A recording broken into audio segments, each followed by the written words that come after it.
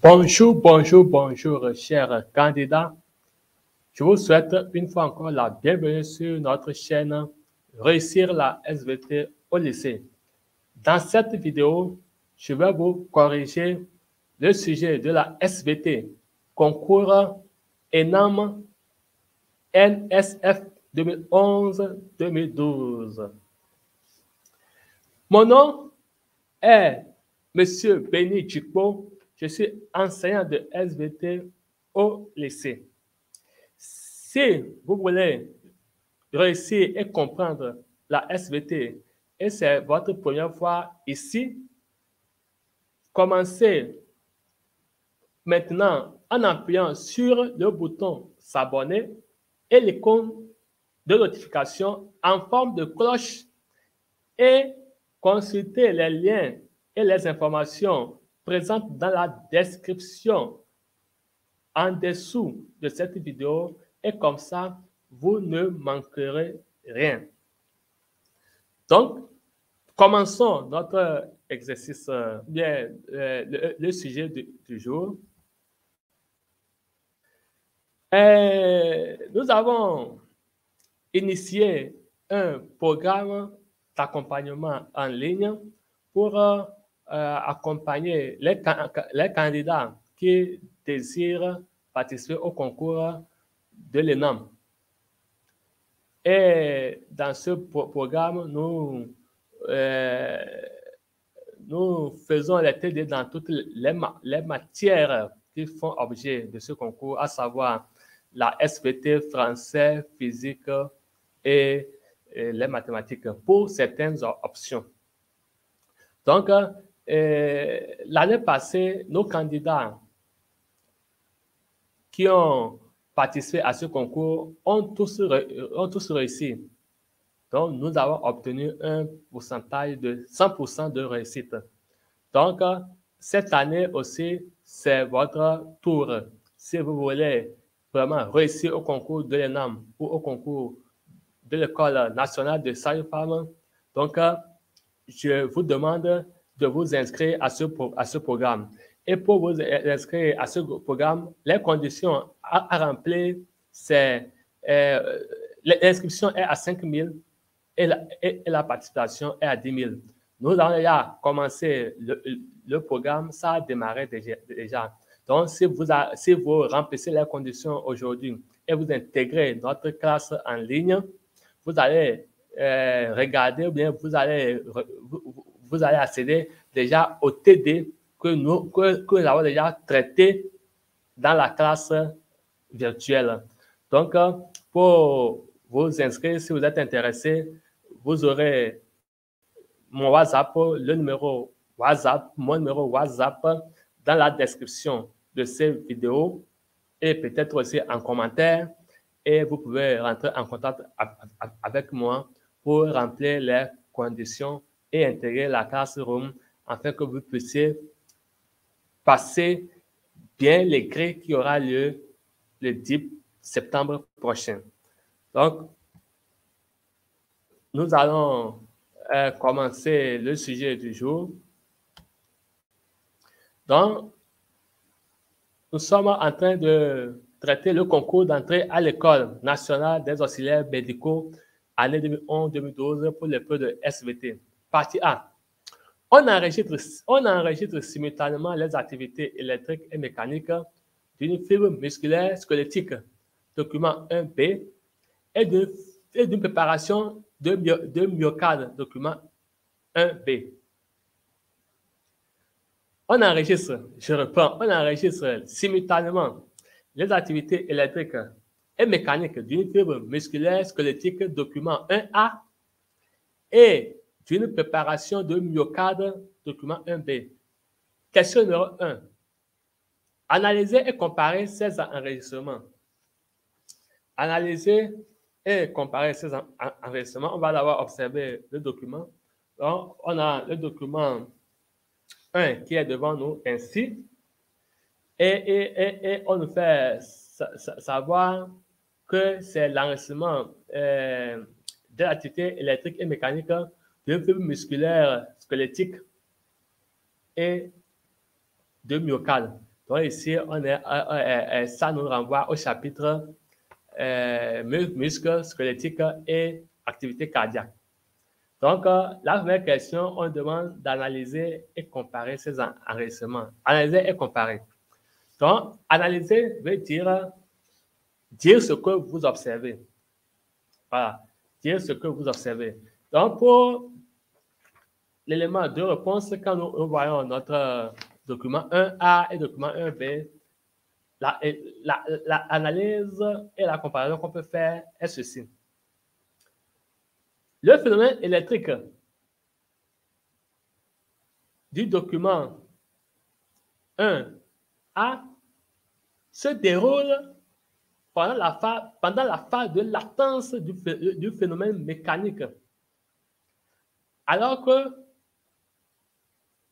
le phénomène électrique au niveau du document 1B n'est pas encore terminé quand commence le phénomène mécanique. Voilà. Donc, c'est ce que nous observons ici. Quand on prend le document 1A, on voit que le phénomène électrique se déroule pendant la phase de latence du phénomène mécanique. Alors que quand on prend le document 1 et B, le phénomène électrique n'est pas encore terminé quand commence le phénomène mécanique. Voilà ce que nous pouvons dire pour la question numéro 1, qui consiste à analyser et comparer ces enregistrements. Maintenant la question petit 2, on demande comment peut-on alors expliquer la différence de comportement entre les deux structures lors de stimulation répétée. Voilà. Lors de stimulation répétée, comment on peut expliquer la différence de comportement entre les deux structures? Donc, pour la question numéro 2, on va donner comme élément de réponse que la fibre musculaire squelettique est tétanisable, alors que le myocarde ne se tétanise pas. Ceci s'explique par le fait que la fibre musculaire squelettique a une période réfractaire très courte par rapport à celle du myocarde. Voilà ce qu'on peut dire comme élément de réponse pour la question numéro 2, où on demande de comment peut-on alors expliquer la différence de comportement entre les deux structures lors de stimulation répétée. Là, la question petit 3, on demande les phénomènes, on demande plutôt dégager l'importance des phénomènes électriques dans le fonctionnement de l'organisme. Dégager l'importance des phénomènes électriques dans le fonctionnement de l'organisme. Donc, pour l'élément numéro, pour répondre à la question numéro 3, l'élément de réponse, c'est que les phénomènes électriques déclenchent le fonctionnement de l'organisme. Les phénomènes électriques déclenchent le fonctionnement de l'organisme. Voilà, donc c'est la partie A, ça. Donc, on va aller maintenant à la partie B, qui est un exercice sur la génétique humaine. Voilà, donc, la phénylcétonurie est une affection héréditaire rare. Elle est liée à une perturbation du métabolisme d'un acide aminé, la phénylalanine. Dans l'organisme normal, cet acide aminé se transforme en tyrosine sous l'action de phénylalanine hydrosylase. Voilà. Donc, chez un sujet normal, l'acide aminé phénylalanine est transformé en tyrosine par une enzyme qui s'appelle phénylalanine hydrosylase.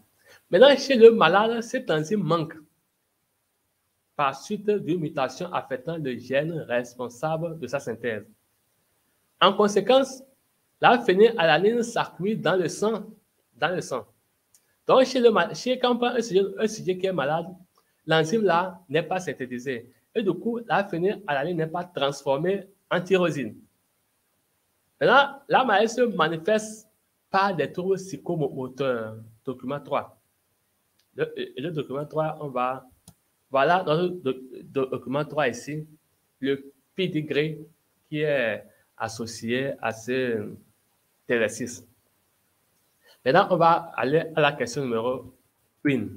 Question numéro 1, on va indiquer le mode de transmission de la maladie, dominant ou récessif, et justifié. Donc, on va essayer d'indiquer le mode de transmission de la maladie. Donc, quand nous revenons sur notre document 3, sur notre pédigré, pour la question numéro 1, les parents, grand 2, 5 et grand 2, 6, apparemment sains, ont donné naissance à des enfants grand 3, 12, grand 3, 14, grand 3, 16, malades.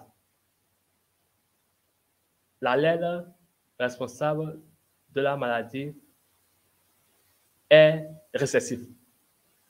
Voilà. Donc, une fois que les parents ne sont pas malades et on voit que les enfants sont malades, c'est que le gène est caché chez les parents. Donc, c'est un gène, c'est un allèle qui est récessif. Quelqu'un peut ne pas justifier avec, ou bien ne pas répondre avec le couple grand 2, 5 et grand 2, 6, et peut aller au niveau du couple grand 3, 9 et grand 3, 10 en disant que quoi? Les parents grand 3, 9 et grand 3, 10, apparemment sains, ont donné naissance à des enfants grand 4, 17, grand 4, 18, grand 4, 19 malades. Alors, le gène responsable de la maladie est récessif. Voilà. Maintenant, la question petit 2. On dit, le gène est-il porté par un chromosome sexuel ou un autre chromosome A? Envisagez et discutez chaque éventualité. Petit 2, on dit, le gène est-il porté par un chromosome sexuel ou un autre chromosome A? Envisager et discuter chaque éventualité. Donc, pour répondre à la question numéro 2, nous revenons ici. Donc, il faut savoir si le gène est porté par X ou Y ou bien un autre autosome. On étudie les hypothèses. Et pour premier astérisque, on va se poser une question. Le gène est-il porté par Y? Voilà. Donc, c'est une question qu'on se pose. C'est sur la feuille comme ça qu'il faut écrire. Le gène est-il porté par Y? Et vous allez à la ligne. Dans cette hypothèse, ça dit que si le gène est porté par Y, aucune fille ne sera pas malade. Tel n'est pas le cas, car on a des filles qui sont malades ici, des filles grand 3, 16 et grand 4, 18 et grand 4, 19 qui sont malades. Donc, l'allèle, ou bien le gène n'est pas porté par Y. Voilà. Donc, je m'explique. On a Y que chez les garçons. On n'a pas Y chez les filles. Donc, si le gène responsable de la maladie était porté par Y, les filles ne devaient pas être malades. Mais quand je vois sur un pédigré les filles malades comme les garçons, ça veut dire que le gène n'est pas porté par Y ça. Voilà, on élimine comme ça cette hypothèse. Maintenant, on va aller sur X pour voir si le gène est porté par X. Donc, pour le deuxième astérisque, si vous voulez, on va se poser encore une autre question. Le gène est-il porté par X? le gène est-il porté par X? Voilà. Et ici, je vais vous donner cette astuce qu'il faut garder jalousement pour réussir vos concours pour réussir votre exercice de génétique. Si vous arrivez à établir, parce que pour X là, il faut vraiment être vigilant pour ne pas se tromper.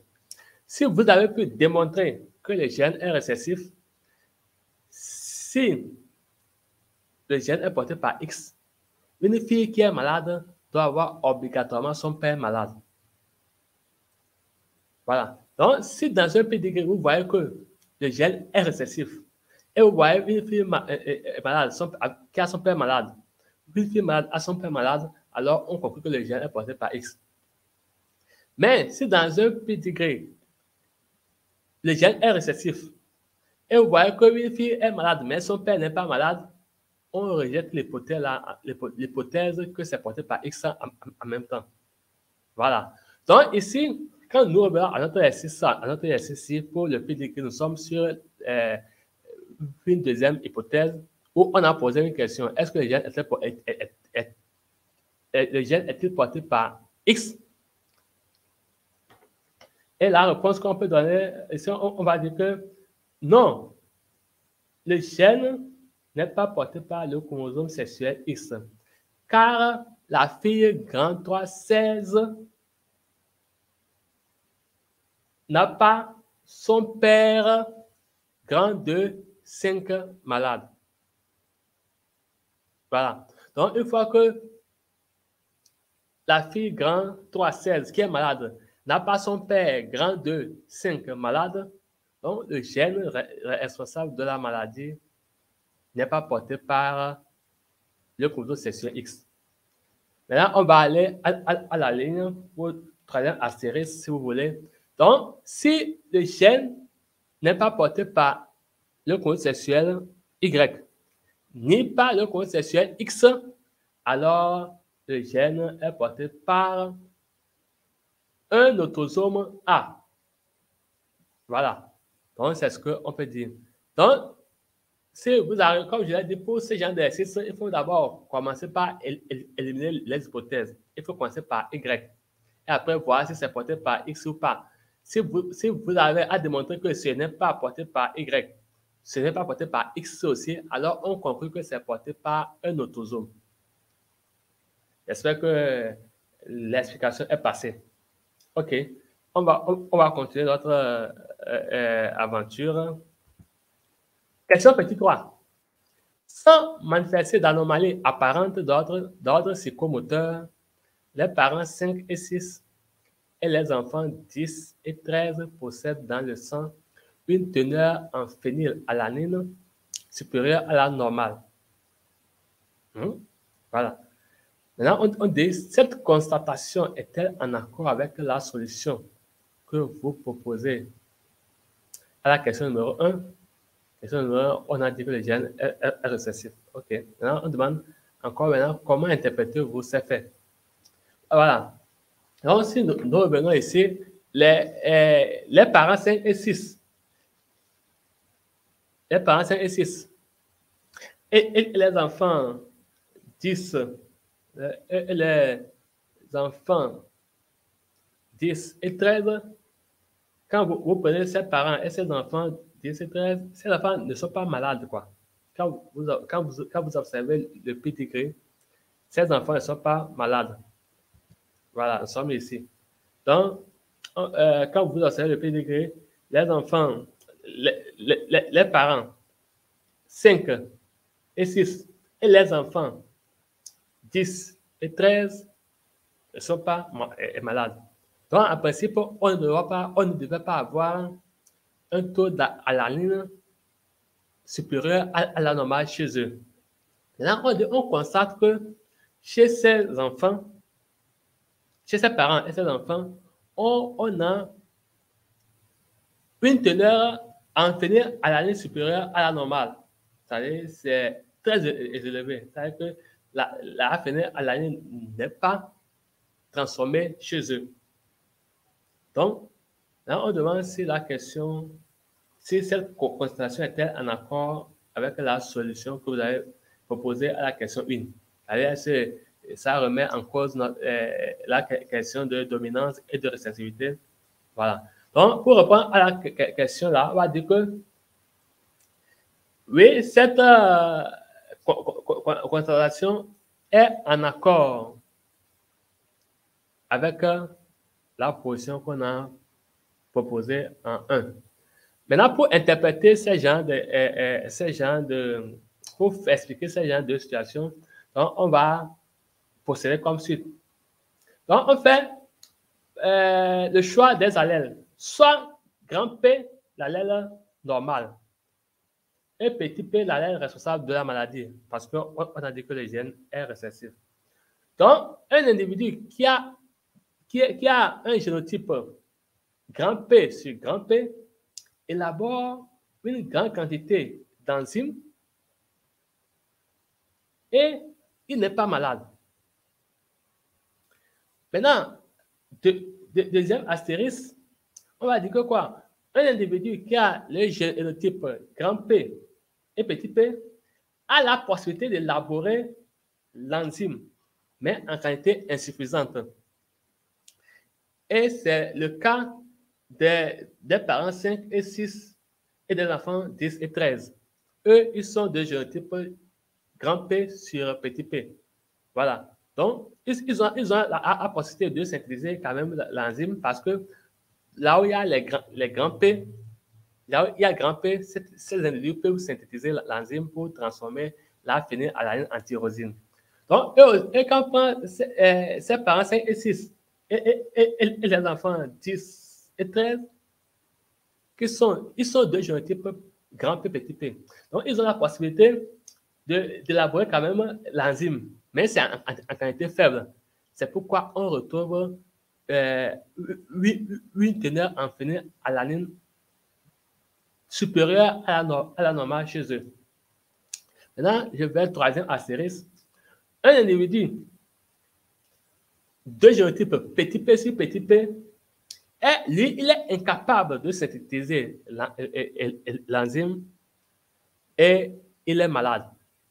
Donc, ces gens d'individus qui sont petit p sur grand P sont incapables de synthétiser la maladie, de synthétiser l'enzyme, et là, on a un taux anormal de phénylalanine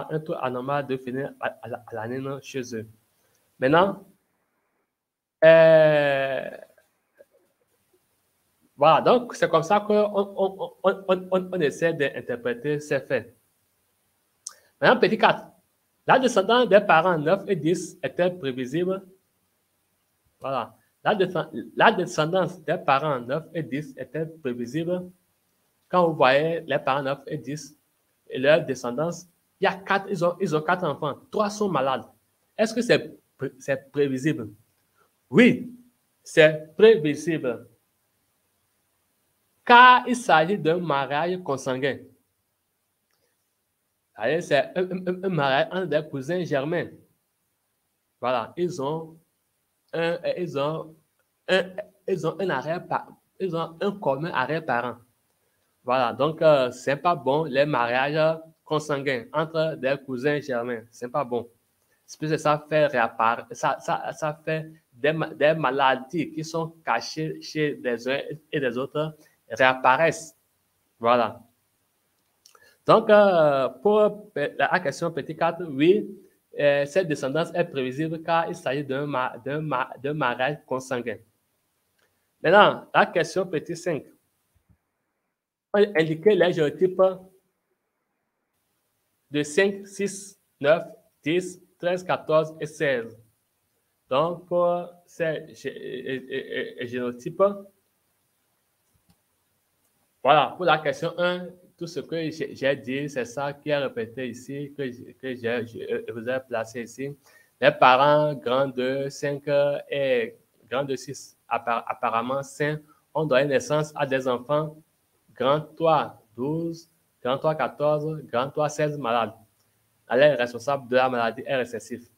Maintenant, petit 2, le gène est-il porté par Y?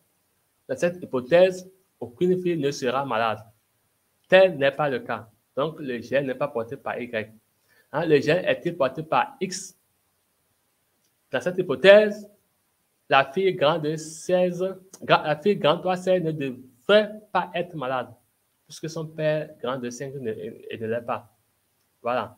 Donc, maintenant, comme le gène, à la question, le gène est-il porté par un autosome A? Donc, comme le gène n'est ni porté par Y ni par X, alors il serait porté par un autosome A. Donc, pour question petite 3 aussi, c'est ça, oui. Maintenant, pour expliquer ces résultats, soit grand P l'allèle normal et petit p l'allèle responsable de la maladie. Donc, un individu de génotype grand P sur grand P élabore une grande quantité d'enzymes. Maintenant, un individu petit p, grand P sur petit p a la possibilité d'élaborer l'enzyme, mais en quantité insuffisante. Maintenant, un individu de génotype petit p sur petit p n'a pas la possibilité de synthétiser l'enzyme. Voilà. Maintenant, pour le 4, oui, car il s'agit d'un mariage consanguin. Dans le 5, on demande les génotypes. Donc, pour les génotypes, c'est pour les individus grand 2, 5, grand 2, 6, grand 3, 9, grand 3, 10 et grand 3, 13. Leur génotype, eux, ils ont pour génotype grand P sur petit p. Donc, il ne faut pas oublier les deux allèles, de les placer sur les allèles, les deux paires d'allèles. Donc, grand P sur petit p. Eux, ils sont hétérozygotes. Maintenant, quand on prend les individus grand 3, 14 et grand 3, 16, eux, ils sont malades. Donc, ils possèdent, comme le gène est récessif, ils possèdent l'allèle petit p sur petit p. Voilà. Voilà ce que nous avons prévu traiter avec vous en ce jour. Si vous avez, après avoir regardé cette vidéo, si vous avez des questions, veuillez poser ces questions en commentaire et je vais prendre le plaisir de vous répondre dans les prochaines vidéos. Et si vous avez aimé cette vidéo, cliquez sur le bouton j'aime ci-dessous et partagez pour faire profiter d'autres personnes. Voilà. Donc, je vous dis merci et si vous n'êtes pas toujours encore abonné à notre chaîne, veuillez vous abonner pour recevoir nos prochaines vidéos. Donc, je vous donne rendez-vous dans les jours à venir sur notre même chaîne, Réussir la SVT au lycée. Donc, bye bye!